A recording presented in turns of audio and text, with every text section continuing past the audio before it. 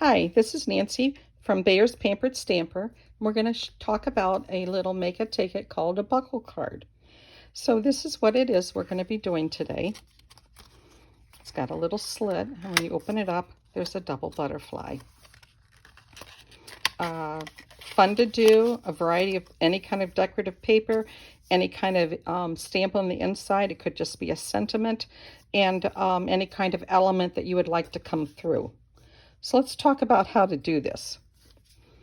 I first saw this card when Karen Allen did this class at Bayer's about 3 months ago, and she had an element pop up.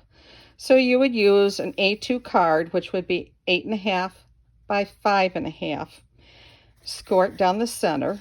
You would need to have one piece of decorative paper that is 4 by 5.25, and one white sheet that is 4 by 5.25. You would need 2 elements. These are the 2 I'm going to be using today. Markers, Wink Stella, gel pens, or anything along that line. And I also needed to use some type of die that would cut the slit in here for me. The slit has to be big enough to be able to get the element through. And so I used what I had. I saw at Melissa's shop that she has rectangles that go very tiny.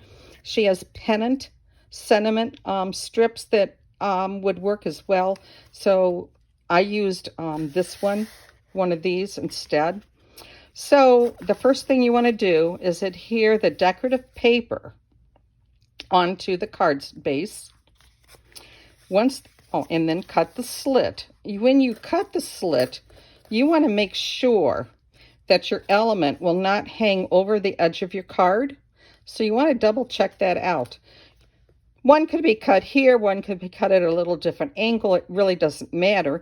You just don't want your elements to hang over the edge. So you get that cut, and you're going to have a piece of decorative paper left and a piece of orange or yellow paper left. So after you've cut your slit, you would adhere the stamped piece to the inside. I felt the stamped piece that was on white paper was just a little boring. So I took Summer Sky with a little brush, and I kind of gave it some light blue color just to take that stark white away. I also found this in my crafting area and thought, well, I'm going to play with that. So it takes a marker, you slide it in so the tip is right at the blowing area, tighten it up. I had to use a Tombow because your Copics won't fit in here, and neither were the Nuvo markers, so you have to have one of the smaller, thinner markers. And then you just pump it, and you get splatters. Now, before the demo, I actually did splatter it. You can kind of see these splatters here and some up here. So I did that.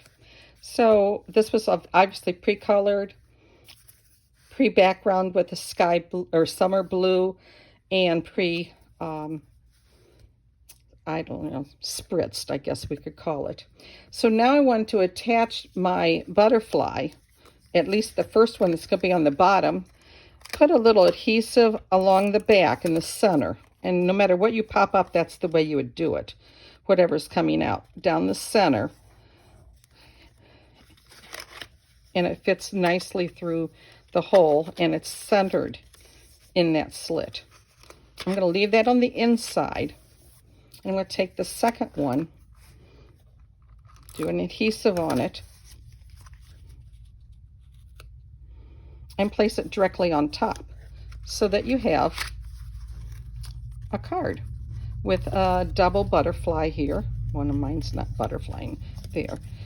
So it's a very pretty dimensional card when you do that. Wink Stella, gel pens, gems on the butterfly if you would like. Other than this one, I thought I would play, and I took the stamped image to the outside and the decorative paper to the inside, a little different color scheme. Thought I would do it a reversed way. Notice I didn't cut the slit quite perfect, so it overlaps, so it's not really mailable. You could take the yellow piece that came out of the cut and put a sentiment here. You could attach it with ribbon at each end if you wanted. There's a variety of things you could do with that. So I thought it'd be fun just to see what that reverse piece might look like. Then I decided to take my snarky cat, because I really like the snarky cats. These little bees are out of one of those mini sets that Melissa had with a honeycomb and some different stamps in it. And so poor Snarky Cat's being attacked by the bees because he's in the garden. That's my story. And so he needs some help. And I took some of the elements from the paper to put inside. Did a little green background, a little blue. But I think my Snarky Cat is really just a little too small for this format card. Or maybe if I'd cut the slit a little smaller, that might have worked. The fourth card I want to show you is the same principle. It has the slit. It has some decorative paper. I did a decorative edge here. And then I made like a little tab or band. And so this length up here is like 4 1/4 smaller sentiment, and this is a 1/2 inch that I scored and just did tape runner to hold it on. Plenty of room for a sentiment or a message or whatever you'd like.